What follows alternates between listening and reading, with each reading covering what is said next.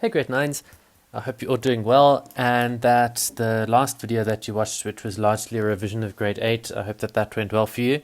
You were asked to do the two activities. So the first one, activity What Am I? That was a fun one that I asked you to please do with a friend. And we'll quickly go through the answers of Test Your Knowledge, which was the second activity that you had to do. And then in another video, I'm going to teach you how to name compounds. So list the names of the elements that are diatomic molecules at room temperature. Because the question specifically says list the names, you actually have to write out hydrogen. And I gave you the acronym, the mnemonic, have no fear of ice cold beer. So hydrogen, nitrogen. And the others would be oxygen, fluorine, chlorine, iodine, and bromine. What's the symbol for sodium? The symbol for sodium is Na. Please don't write S, guys. S is sulfur. How many protons does sodium have? Sodium's got 11 protons. If you have a look at the chemical symbol for sodium, you'll see that there's 11 and 23 in the block. So it's Na, and we've got 11 and 23 in its box. The 11 is the proton number, and the 23 is the mass number. And protons and neutrons add together to give you mass. So mass is equal to the sum of protons plus neutrons added together. The mass of your protons plus the mass of the neutrons added together.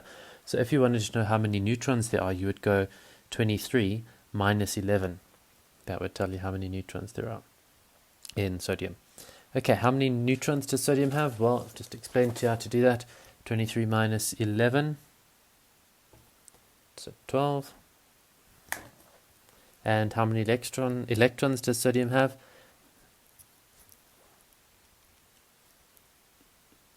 In a neutral atom, so we should have actually said how many electrons does neutral sodium have. So in a neutral atom, it'll have the same amount of protons as electrons. So if sodium had 11 protons, it must also have 11 electrons. Okay, then there's some revision about elements, compounds, mixtures.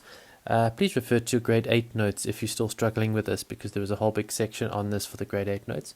So which particle diagrams, which boxes show particle diagrams of elements? So an element would be only one type of atom. So box A, box D, and box E. So A has got only one atom, it's not bonded to anything. Whereas D, we've got an atom and the same type of atom bonded together. So even though there's two atoms bonded together, they are atoms of the same type, of the same element. So that could be, for example, nitrogen or oxygen or any of the diatomic gases in D or in E, because we've got two of the same element bonded together. Alright, which boxes show particle diagrams of compounds? So a compound is two or more different atoms bonded together. So B, C, and F. So if you have a look at B and at C and at F, you've got more than one type of atom bonded together. Alright, helium does not react with anything at all. Atoms of helium do not join up with any other atoms. Which diagram best represents helium? So basically, you need an element, because we only got helium, and helium is not diatomic. So it says that the atoms of helium do not join up with any other atoms, not even other helium atoms. So only diagram A would suit that. Helium, guys, is part of the noble gases. And noble gases are known for not bonding to anything else, including themselves. They exist just as single atoms. Oxygen gas is in the form of particles which have got the formula O2. Which diagrams show that? So any of the diatomic diagrams, so D or E. Carbon dioxide's got the formula CO2. Which diagram could represent carbon dioxide? So we're looking for a diagram that's got one carbon. So one carbon and two oxygen atoms. So we need something that shows that.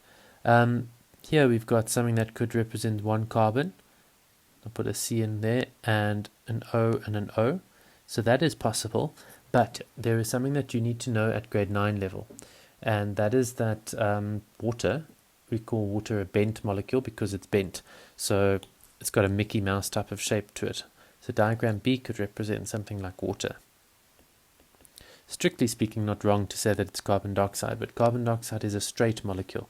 So here we've also got one atom which could represent carbon, and another one of the same type that could represent something like oxygen. So F and B could represent carbon dioxide, but F is better because I'm telling you that carbon dioxide is actually a straight molecule, whereas water is bent.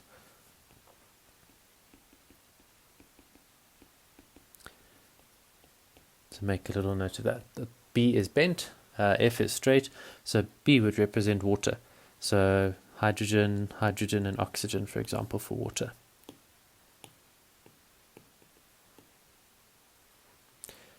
Okay. Hydrogen atoms are smaller than any others. Which diagram could represent water? Water's got the formula H2O, so it's got 3 atoms. Only box B and F have got 3 atoms, which we've just spoken about, but box B has got 2 smaller atoms, so B is water. Notice the relative size of the ones that I told you were hydrogen. So the hydrogen atoms are a bit smaller than the oxygen atoms. It's not all that obvious on this diagram. If you're ever asked to draw water, I would rather you draw it that it's even more obvious. Okay, so those would represent the smaller circles. Maybe we color them in. That would represent hydrogen. And you'd have a little key to say, okay, so that represents hydrogen, and the bigger open one represents oxygen.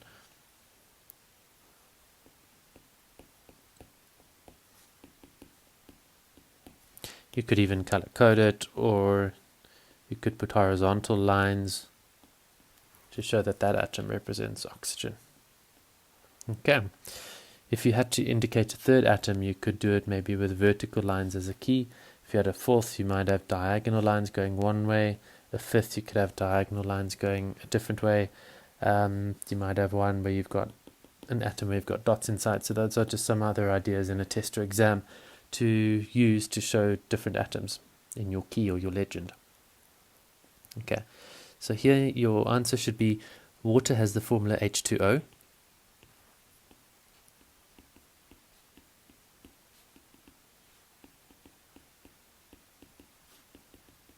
So water's got the formula H2O, so it has 3 atoms.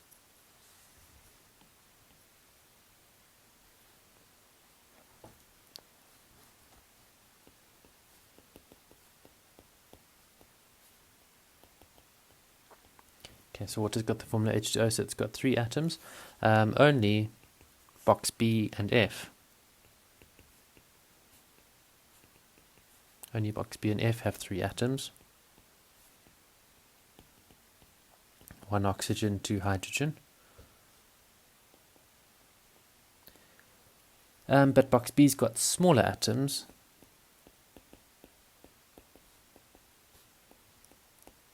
So box B's got 2 smaller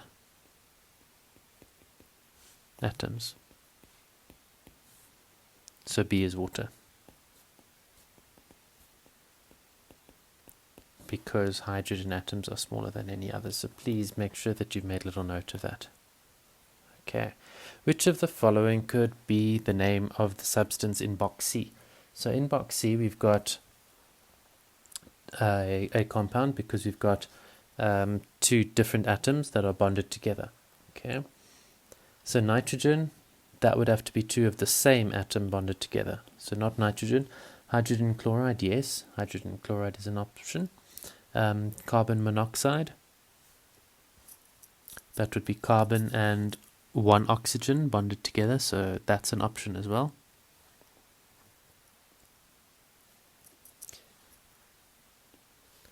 Krypton is a noble gas, so that would just be single individual atoms, so krypton could be represented by box A, so not krypton.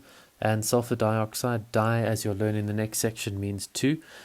So that would have to have 3 atoms altogether, 1 sulfur, 2 oxygen, so it's not sulfur dioxide. So it's either hydrogen chloride or carbon monoxide.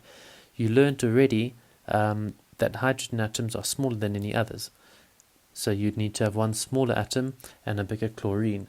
And if you have a look here, the size is actually exactly the same. It's not to say that this one is a little bit smaller than this one for argument's sake.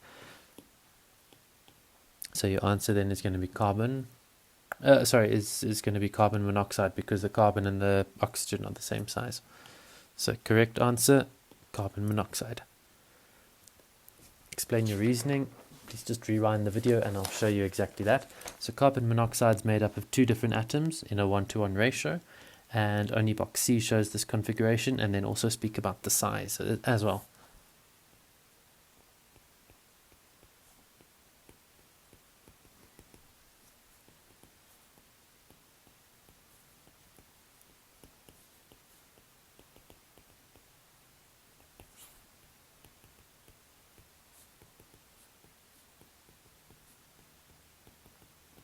So carbon monoxide is made up of two atoms in a 1-to-1 ratio, one carbon to one oxygen. That's the ratio. Only box C shows this configuration, and I explained why it's not hydrogen chloride, because hydrogen chloride, for it to be hydrogen chloride, you'd have to have a smaller hydrogen atom, and in box C they're both the same size.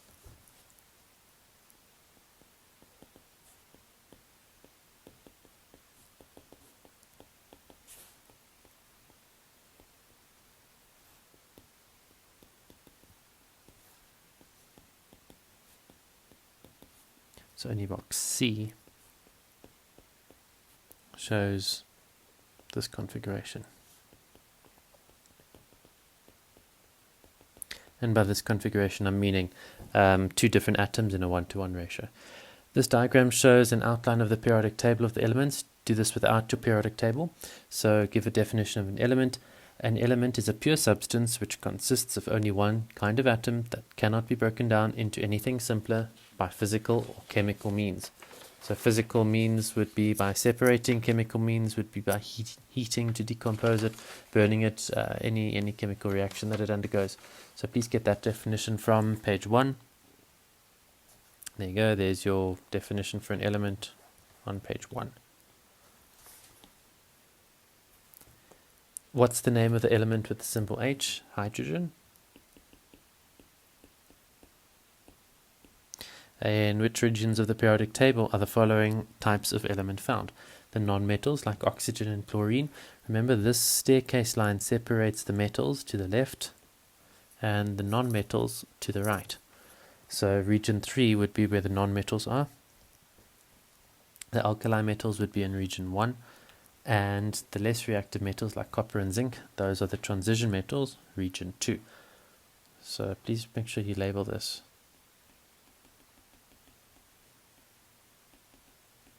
Transition metals, region 3 is the non-metals, and region 1 is the metals. And of course region 1 is split into the group 1, which is the alkali metals, group 2 the alkaline earth metals. Why is copper sulfate not found on the periodic table? Guys, copper sulfate is a compound, and this is actually the periodic table of the elements, not periodic table of the compounds. So you'll find copper on the periodic table of the elements because copper is an element, and you'll find sulfur on the periodic table of the elements, and you'll find oxygen because the formula for copper sulfate is CuSO4. So each of those individual elements you'll find on the periodic table, but you won't find the compound because it's only showing you the elements that the compound's made up of.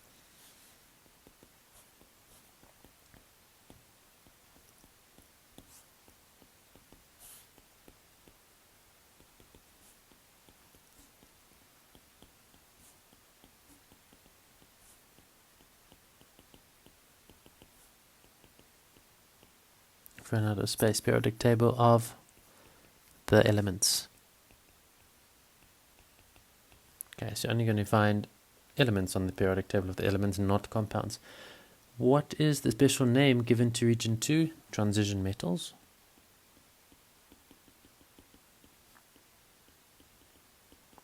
I explained last time about the inner transition metals. So if you've got a periodic table and you follow the numbering, you'll notice that there is a gap. Have a look on your periodic table from the grade 8 notes, which are available on Teams. There is a gap, and that occurs when you get from here to here, and those are then listed separately below the periodic table, and we call those the inner transition metals. And the only reason why that block is there, they're called the lanthanides and the actinides. You don't need to know those two words, but you do need to know that it's just because there's no space to squish them into here on the periodic table, so they show it a little bit below a periodic table. Have a look on any periodic table and you'll find that. Okay, what are the names given to the following groups? So there's two systems in use. The older system used Roman numerals, and it would go from group 1, group 2, and then 3, 4, 5, 6, 7, and 8. So group 1, group 2, and then group 3, group 4, group 5, group 6, group 7, and the noble gases would have been group 8. VIII is Roman numeral for 8. So that was the older system. However, they since changed it, and the older system used to ignore the transition metals, whereas the new system, we've got group 1, group 2, 3, 4, 5, we actually got 18, 17, 16, 15, 14, 13, and over here we go 3, 4, 5, 6, 7, 8, 9, 10, 11, and 12 is the groups that make up the inner transition metals. So that's the new system. We use the normal numbers 1, 2, 3 like you're used to, whereas the older system used the Roman numerals, and the older system went from group 1 to group 8 in Roman numerals, whereas the new system goes group 1, group 2, and 3, 4, 5, 6, 7, 8, 9, 10, 11, 12, and then you carry on with 13, 14, 15, 16, 17, and 18. Notice how the 18 and the 8 look similar, the 17 and the 7, 16 and 6, 15 and 5, and so on. So it just depends what system you've got. Tests and exams, you refer to the group number that's on the periodic table that you are given in your test or your exam. Okay. So these are the halogens. You can put group 17 if you want to. In the new system it's group 17, and group 8, or in the new system group 18, is called the noble gases. Remember that's the group that doesn't like to react with others. So neon, krypton, argon, helium, and so on. Alright, define the term atom. Atom is the smallest particle of an element that can exist. Again, that definition is straight from page 1. Okay, so in the next lesson, we're going to deal with naming of compounds.